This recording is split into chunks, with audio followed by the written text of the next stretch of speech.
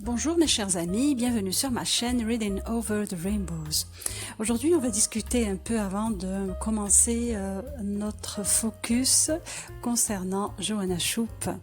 Je voulais demander à toute personne qui aime ma chaîne, qui aime me suivre, qui aime tous les sujets que j'aborde dans Reading Over the Rainbows, de s'abonner, de me montrer que mon travail a de la valeur. Parce que là je demande à chaque fois les abonnements. Je vois qu'il y a des gens beaucoup de personnes qui suivent ma chaîne et si vous aimez, abonnez-vous, envoyez-moi des commentaires pour me dire, pour m'encourager déjà, seulement pour m'encourager, pour me dire que vous aimez ce que je fais, vous vous intéressez à la romance en général, vous vous intéressez à ce que je suis en train de présenter et que vous aimez ma chaîne. Vous voyez bien que sur ma chaîne, j'aborde beaucoup de sujets. Je parle de la romance en général, la romance historique, la romance contemporaine, de la dark romance, de la romance adulte. Oui, alors vous allez me dire ce que vous aimez le plus. Qu'est-ce que vous voulez que j'aborde le plus? On pourra parler dorénavant un peu plus de dark romance. Un peu plus de romance contemporaine, c'est ce que je fais ces derniers temps. Certaines de mes abonnés m'ont demandé de la romance fantasy. Je vais en parler de plus en plus cette rentrée. Et si vous avez d'autres idées, d'autres romances bien spécifiques, de la mafia romance par exemple, ou autre genre de romance, vous pouvez m'envoyer des commentaires, abonnez-vous, comme ça vous allez avoir toutes les nouveautés qui concernent ma chaîne. J'aborde aussi dans ma chaîne de la bibliothérapie. On en a parlé à plusieurs reprises, je vous ai présenté plusieurs vidéos dans ce sens. C'est des livres qui vous font du bien, qui vous aident à surmonter certaines situations difficiles dans votre vie, à surmonter certaines blessures. C'est des livres qui m'ont aidé personnellement et c'est pour ça que j'ai voulu à tout prix les partager avec vous. J'espère que ça vous a plu. Et dans ce sens, j'attends beaucoup de commentaires, beaucoup d'abonnements et je vais commencer maintenant mon focus sur l'extraordinaire Joanna Shupe. Cette romancière est une très très belle découverte pour moi. J'ai commencé à lire ses livres l'année dernière et j'ai adoré, j'ai continué jusqu'à maintenant. Je lis ses livres en anglais aussi quand j'arrive pas à trouver la version française. Mais ces livres sont traduits je trouve d'une manière excellente et très très rapidement. Alors, Joanna Shupe est une journaliste au départ, mais elle est passionnée d'histoire et grande lectrice. Son livre Magnate, en français Emmett, a été reconnu comme étant l'un des meilleurs romans de 2016 par Publishers Weekly et par le Washington Post.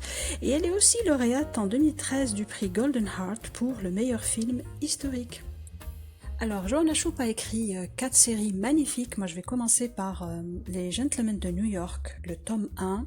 C'est vrai que la dernière fois, je vous ai présenté aussi Tycoon, qui est une introduction à cette série. Ce n'est pas vraiment un tome 1. C'est un livre que j'aime beaucoup. C'est une romance très très belle. Mais aujourd'hui, je vais parler que des tomes que j'aime le plus, que je préfère. Donc, on va commencer par Emmett, ou Magnate. Cette romance a été reconnue comme étant l'une des meilleures romances de 2016 par Publishers Weekly et le Washington Post. Sortie en 2016, traduit en 2017 et les héros sont Emmett et Elizabeth. Ça se passe à New York en 1887 et cette période n'a pas été vraiment décrite dans d'autres romances et donc c'est très très intéressant de connaître ce côté des affaires à New York. C'est l'histoire de Emmett Cavanaugh, un véritable self-made man, et reconnu parmi les hommes les plus puissants, les plus craints du monde des affaires de New York. Et lorsque la ravissante Elizabeth Sloane, ancienne débutante, décide de faire appel à lui pour soutenir la société de courtage qu'elle veut fonder, Il est terrifié par la passion dévorante que la jeune femme lui inspire.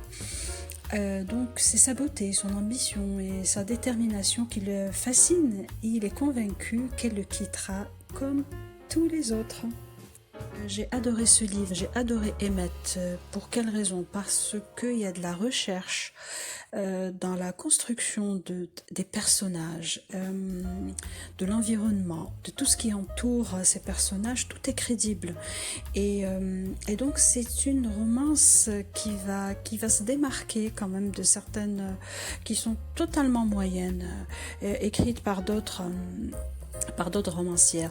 Et à chaque fois qu'on lit, à chaque chapitre, on a l'impression d'être vraiment à New York dans la fin du 19e siècle. Parce que l'atmosphère est très très bien décrite. Il y a l'attitude des personnages, les petites touches de la vie quotidienne qui est très très bien décrite. L'auteur veut nous faire comprendre aussi que durant cette période, tout a évolué ou a commencé à évoluer, la technologie, on voit des trains plus rapides, les moyens de télécommunication comme les télégrammes, le téléphone. Donc tout a évolué sauf la façon de penser de la haute société qui est restée vraiment étriquée. Et malgré le côté fanatique et coincé de cette haute société, qu'elle soit anglaise ou les plus riches et les plus puissants des États-Unis, on va voir que les héros, que ce soit Elizabeth ou bien Emmett, ils vont essayer de trouver un terrain d'entente. Alors l'héroïne est très très bien décrite, elle est ambitieuse, elle n'a jamais été intéressée par un mariage de grande classe avec quelqu'un qui soit issu de la haute société, elle veut seulement s'en sortir et c'est quelqu'un qui pourrait vivre de notre temps, hein. Elle est très très moderne dans sa tête. Emmett est rude et grossier, c'est vrai qu'il a tout fait pour arriver à cette position qu'il a maintenant dans la société, mais quand même il n'est pas accepté comme un lord ou comme quelqu'un qui est issu de la haute société. La romance entre ces deux-là est magnifique, vous allez adorer. Il y a un mélange d'attirance, de suspense et ça va rester jusqu'à la fin. Vous allez adorer de la première page à la dernière, ça je peux vous l'assurer. Donc je vous conseille de lire Emmett et je lui donne un 5 sur 5. Je passe maintenant au deuxième tome de la série, c'est William, en anglais Byron, sorti en 2016 et traduit en 2017. Les héros sont William et Ava. Alors William Sloane est issu d'une des plus grandes familles, les plus respectées de New York et il est financier dans les chemins de fer et il a réussi donc à gravir tous les échelons de la société. Et il désire toujours plus, donc il souhaite maintenant faire son entrée sur la scène politique. Et pour lui, Madame Zolikoff est un frein pour son ascension politique et donc il décide de révéler la supercherie pour le bien-être de ses concitoyens. Mais il en est empêché dès l'instant où il croise les yeux de la séduisante ensorceleuse et dès lors, William devra concilier ses rêves de grandeur et son attirance pour cette jeune femme charlatan. J'ai adoré ma lecture, j'ai été époustouflée par les personnages, la relation entre Ava et Will est parfaite parce qu'il y a toujours ce côté tension entre eux qui va commencer dès la première page. Et donc, on voit que Will est un sang bleu, il est issu de la haute sauce, il est probablement le célibataire le plus en vue de New York et ses perspectives ne font que s'améliorer. Ensuite, il y a Ava, alias Madame Zolikoff, la tristement célèbre médium dont les performances ont époustouflé la société. Mais ce que les gens ne savent pas, c'est que Ava fait tout pour sa famille. Elle est obligée de travailler, de faire ça pour ses 3 frères et sœurs. Et Will va venir la menacer et bien sûr menacer de tout détruire, tout ce qu'elle a construit pendant des années pour faire vivre ses frères et sœurs. Et il y a des étincelles entre eux et ils deviennent bien sûr des ennemis instantanés jusqu'à ce qu'ils réalisent qu'ils ont une attirance encore plus forte l'un envers l'autre. livre va susciter des sentiments tellement forts que vous allez crier à certains moments, parce que ce que va faire Joanna Shupe est extraordinaire, hein, parce que là, elle va nous mettre Will et Ava dans une situation tellement difficile entre leur fierté, leur entêtement, le snobisme de Will, et c'est extraordinaire. Donc la relation de Will et Ava est très difficile. Donc ils vivent une époque où les apparences sont primordiales. Et personne ne peut se marier en dessous de sa classe, sinon il ruine sa réputation. Et comme Will pense à construire une carrière politique, donc Ava ne pourra jamais être une option.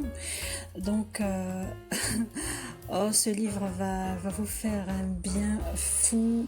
Vous allez adorer la transformation de Will par amour pour Ava. Et Ava, moi je trouve que c'est une héroïne extraordinairement parfaite, dans le sens où elle n'est pas issue de la haute sauce, où elle n'est pas chaque soir à un bal différent. Elle est là, elle essaye de trouver une solution pour faire vivre ses 3 frères et sœurs. Moi je trouve qu'elle est sublime, cette héroïne. Elle a de l'ambition, elle sait qu'elle peut avoir le meilleur, et elle sait qu'elle le mérite, et même si tout le monde autour d'elle dit que c'est non, et elle fait tout pour vivre une vie meilleure. L'histoire est époustouflante, j'ai adoré, je vous conseille vivement de le lire, et je lui donne un 5 sur 5. Je passe à la fabuleuse 2e série de Joanna Shupe, c'est Les Rebelles de la 5e Avenue. Moi je trouve que c'est sa meilleure série. Je vais commencer, bon, j'en ai déjà parlé, hein, de l'ami d'enfance, en anglais de Harris Hunt, qui est sorti en version originale en 2021 et traduit en 2022. Donc vous voyez que la traduction se fait très rapidement pour les livres de Joanna Shupe, et ça se passe donc en 1895, et les héros sont Harrison et Maddie. Ce livre est une introduction très très belle, hein, pour ce qui va venir, les autres tomes, et donc c'est l'histoire de Harrison Archer qui aime Maddie. C'est son amie d'enfance, c'est la fille chérie de la haute société new-yorkaise, et elle est passionnée de tennis. Alors il est sur le point de lui déclarer sa flamme, et il surprend une conversation et comprend qu'elle le considère seulement comme un frère. Donc le cœur brisé, il s'enfuit à Paris sans plus donner de nouvelles. 3 ans plus tard, Harrison a fait fortune et revient à New York, et lorsqu'il apprend que Maddie va épouser un duc anglais, donc il comprend qu'il n'a pas réussi à l'oublier. Mais cette fois, il n'est pas question qu'il renonce, et pour qu'elle lui appartienne, il est désormais prêt à toutes les manœuvres et à tous les coups bas. Alors comme je viens de le dire au début, c'est une introduction à la série. Ce n'est pas mon préféré des livres de Joanna Shupe, je lui donnerai un 4 sur 5. Il est bon, mais il n'est pas aussi excellent que les autres. Je passe maintenant au fabuleux tome 2, The Lady Gets Lucky. Après la traduction, c'est devenu Le Festin d'Alice, et je vous dis que ça a été traduit et sorti le 7 septembre, donc c'est sorti hier seulement. La première parution, ça s'est fait en 2021, et donc la traduction en 2022 hier seulement, donc courez, il faut aller le lire. Et donc c'est l'histoire de Alice et de Kit. Alice souhaite se marier par amour, mais malheureusement sa dot est trop importante, et donc elle attire tous les chasseurs de dot. Et donc elle est fatiguée d'être timide, négligée par les célibataires. Elle souhaite apprendre une chose ou deux sur la séduction qui pourrait l'aider à trouver un mari fortuné et qui ne cherchera pas après ses sous. Donc et là entre en jeu Christopher Ward, le débauché, le voyou, le scélérat, celui qui est de toutes les fêtes, et apparemment l'homme qui peut transformer n'importe quelle femme en femme fatale. Donc Alice a besoin de cours de séduction, et Kit a besoin de recettes avec lesquelles seule Alice peut l'aider. Elle a une recette secrète d'un grand chef, donc elle lui fait comme un petit chantage. Et donc les deux concluent un accord assez vite, et les leçons se transforment en quelque chose de plus. Mais pendant qu'Alice va tomber amoureuse, tomber pour Kit, Kit jure qu'il ne se mariera jamais. Mais Kit pourrait bien découvrir qu'il est du genre à se marier après tout quand il s'agit de la douce Alice. Cette histoire est un vrai délice, vous allez voir, faites-moi confiance. Vous allez adorer les héros. Alors Alice m'a beaucoup rappelé aussi Evie de Le Diable en hiver, de La Ronde des saisons de Lisa Kleypas. Dites-moi si vous l'avez déjà lu et si vous connaissez les deux livres, dites-moi si si vous pensez la même chose que moi. Toutes deux sont des héritières, donc extrêmement timides, harcelées par leur famille. Et bien sûr, moi j'adore ce type d'héroïne. Pour toutes les personnes qui connaissent ma chaîne, vous savez bien que j'adore les héros qui sont blessés par la vie, qui ont une certaine tristesse en eux, qui ont une certaine faiblesse et qui arrivent à aller au-delà de tout ça et à s'en sortir. Et Alice a tout ça en elle. J'ai adoré ce personnage dès le départ. Donc cette dernière va décider de prendre sa vie en main, de sortir du cocon familial, du joug de sa mère aussi, et qui lui fait beaucoup de mal. Et le héros va jouer un grand rôle dans cette émancipation fabuleuse. Et se sentant valorisée face à Kit, Alice va se transformer en une femme confiante et qui va aller au bout de ses rêves. Kit est à tomber, c'est le héros magnifique, ressemble aussi au héros de Lisa Kleypas. Au départ, bon, c'est le débauché, le rustre et tout, mais après, mon Dieu, la transformation face à Alice est vraiment splendide. J'ai lu déjà ce roman en anglais, je l'ai relu en français, il vient juste de sortir. Mon Dieu, ma lecture était parfaite, la traduction parfaite, donc je vous conseille vraiment et vivement de le lire parce que vous allez être charmés dès le départ. Alors allez-y, prenez-le, achetez-le ou bien vous pouvez le lire en e-book. Alors j'ai beaucoup aimé ma lecture de Lady Gats Lucky et le festin d'Alice et je lui donne un 6 sur 6. Le festin d'Alice était seulement le hors-d'œuvre. Là, on va passer au 3e tome de Bride Goes Rogue. Et c'est le plat principal. Mon Dieu, il est magnifique. Ce tome n'a pas été traduit encore en français, mais bon, j'ai le sentiment que ça va se faire très rapidement. Les livres de Joanna Shupe sont traduits très très vite. Mais je peux vous dire une seule chose, les personnes qui lisent en anglais, allez-y, lisez-le dès maintenant. Vous allez tomber, vous allez adorer dès les premières pages. C'est une histoire fabuleuse. C'est parmi mes meilleures lectures de l'année 2022 et je pèse bien mes mots. C'est l'histoire de Catherine qui a attendu 1 an pour épouser Preston après que son père lui ait dit que lui et le père de Preston avaient conclu un accord. Donc lorsque Catherine confronte enfin Preston et propose qu'il y ait des fiançailles, l'homme d'affaires lui rit au nez et dit qu'il ne pourra jamais l'épouser. Donc enragée, Catherine va décider qu'elle va arrêter d'attendre toute sa vie ce con et elle va aller vivre sa vie, ce qui signifie assister à des soirées scandaleuses, avoir des liaisons. Et c'était tellement amusant. Tellement bien écrit, c'est-à-dire la transformation de Enemies to Lovers, cette transformation qui va durer durant tout le livre, et on va voir comment va se transformer Preston, et vous allez voir qu'ils vont se rencontrer dans des circonstances un peu spéciales. Oh, et ce qui va en découler, c'est génialissime, vous allez adorer. Moi, ce livre m'a laissé sans voix, je vous assure, faites-moi confiance, lisez-le. Vous n'allez pas le regretter. Donc, je donne un 6 sur 6 à The Bride Goes Rogue et je vous conseille vivement de le lire. Maintenant, mes amis, grosse surprise, je vais vous présenter en avant-première le 4e tome qui va sortir en 2023. Je vais essayer de l'avoir par les éditeurs, je ne sais pas si je pourrais l'avoir de cette manière, mais je vais essayer de le lire, je ne l'ai pas encore lu. Ça s'appelle The Duke Gets Even. J'ai l'impression que c'est une conclusion à la série Les Rebelles de la 5e Avenue. C'est toujours dans le même contexte de l'âge d'or aux États-Unis. Et ce tome sera peut-être le dernier de cette série. C'est l'histoire de Nellie Young qui a rencontré un étranger fascinant alors qu'elle nageait dans l'océan la nuit dernière. Donc elle est stupéfaite d'apprendre le lendemain que c'est le duc de Lockwood qui se fiance le lendemain avec son ami. Si vous avez lu les livres précédents, donc Lockwood est toujours représenté comme le duc pauvre venu en Amérique pour trouver une épouse héritière, pour sauver son domaine familial. Donc, cette héritière doit être riche et irréprochable. Je vais sûrement le lire quand je pourrai l'avoir, bien sûr. Et je vous donnerai mon avis dans mes prochaines vidéos. On passe à la série Scandale à New York, et dans cette série, mon préféré c'est le 3e tome, Le Jardin des Secrets.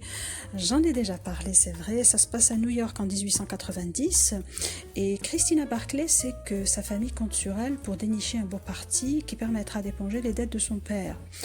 Et lorsque sa mère l'assomme de convoler avec un richissime octogénaire, elle se rebelle et trouve refuge chez leurs voisins. Oliver Hawkes, qui est sourd et plutôt revêche au premier abord, il vit en reclus, loin de la société, et bien sûr à cause de son infirmité, c'est également un homme sensible puisqu'il accepte de sauver Christina en l'épousant.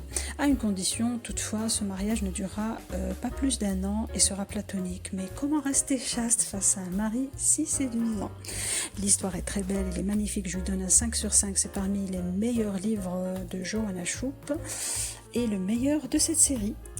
On passe à la série 5e Avenue avec le tome 1, L'imposteur des beaux quartiers. C'est le tome que je préfère le plus, et donc c'est l'histoire de Marion Green qui n'hésite pas à faire le mur pour s'enquenailler dans les lieux de perdition, et donc son père ne trouve pas une autre solution à tout ça. Il va demander à son avocat Frank Tripp de la surveiller, et ce dernier va la pister un peu partout dans ses excursions nocturnes et va employer la manière forte lorsqu'elle résiste à ses ordres. Mais comment il va pouvoir la neutraliser? Et elle aussi, elle va essayer de le neutraliser en le séduisant. Mais pour faire succomber cet homme énigmatique et exaspérant, Marion va devoir se montrer plus téméraire que jamais. C'est une très très belle histoire. Là aussi, j'en ai parlé à plusieurs reprises.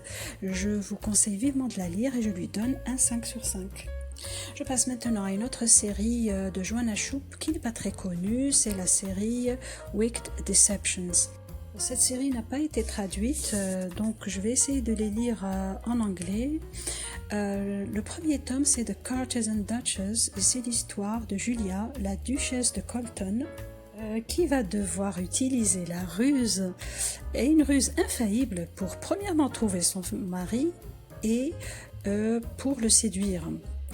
Donc après tout, son mari n'a pas pris la peine de la voir depuis 8 ans, depuis leur mariage précipité alors qu'elle n'avait que 16 ans. Alors c'est quoi cette ruse? Elle va faire semblant d'être une courtisane elle-même en utilisant le nom de Julia Clayton. Elle va partir à Venise et localiser son mari et séduire son mari, concevoir un héritier, et voilà, son avenir est assuré. Le deuxième tome, c'est The Harlot Countess, et c'est l'histoire de Lady Maggie Hawkins, qui dessine sous un pseudonyme masculin sous le nom de Lemarque, et l'objet de ses moqueries préférées, c'est Simon Barrett, comte de Winchester, et c'est une étoile montante au Parlement et un ancien confident et amoureux de Maggie qui a cru à une rumeur qui le vexe encore aujourd'hui. Le troisième tome, c'est Lady Helene, c'est l'histoire de Lady Sophia Barnes qui se bat pour les droits des pauvres, des misérables. Et elle ne se soucie pas des criminels qui croiseront son chemin, car Sophie maîtrise l'art de la tromperie, y compris l'art de porter des pantalons. Maintenant, son destin est entre ses mains avec une arme chargée, et tout ce dont elle a besoin, c'est d'instructions sur la façon de tirer dessus. Mais une seule personne peut l'aider, c'est Lord Quaint, l'homme qui lui a brisé le cœur il y a des années, l'homme qu'elle ne laissera plus la détruire. Je vous donnerai donc mon avis sur cette série dans mes prochaines vidéos. Je passe maintenant aux livres de Joanna Shupe qui ne sont pas classés dans des séries.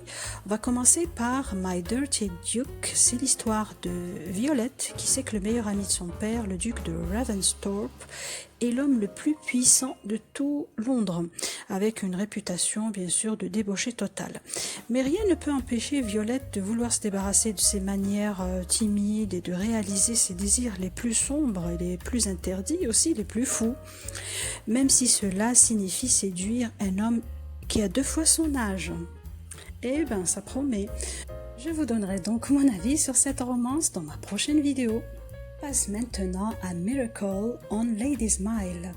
Depuis la mort de sa femme, Alexander Armstrong, le propriétaire d'un grand magasin ne sort pas de son travail. Une nuit, il rencontre une jeune femme fascinante qui installe les vitrines des fêtes et sur un coup de tête décide de l'aider.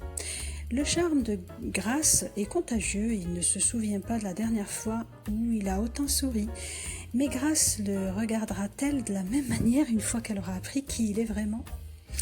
Eh bien, c'est très intéressant, donc je vais essayer de lire tous ces livres que je n'ai pas encore lus de Joanna Shupe et je vous donnerai mon avis dans ma prochaine vidéo. Voilà mes chers romantiques, j'ai l'impression que j'ai fait le tour de tout ce qui concerne Joanna Shupe, cette romancière de talent. J'adore ces livres, à chaque fois que j'en lis un, j'ai l'impression que le niveau monte encore de plus en plus. Je ne sais pas quand est-ce qu'elle va s'arrêter, cette Joanna Shupe. Mais bon, on ne lui demande pas d'arrêter, au contraire, il faut qu'elle persévère pour notre propre plaisir. Donc mes chers amis, j'espère que cette vidéo vous a plu. Tous les livres que je vous ai présentés sont extraordinaires, très très bien écrits. Les histoires sont très très belles, splendides. Les héros, mon Dieu, sont époustouflants. Alors mes chers amis, donnez-moi vos avis dans les commentaires. Dites-moi si vous aimez ces livres, si vous les connaissez. Si vous avez aimé ma vidéo, likez-la et abonnez-vous. Surtout abonnez-vous. Donc j'attends avec impatience vos commentaires et vos abonnements. Et d'ici là, je vous dis au revoir et bonne lecture.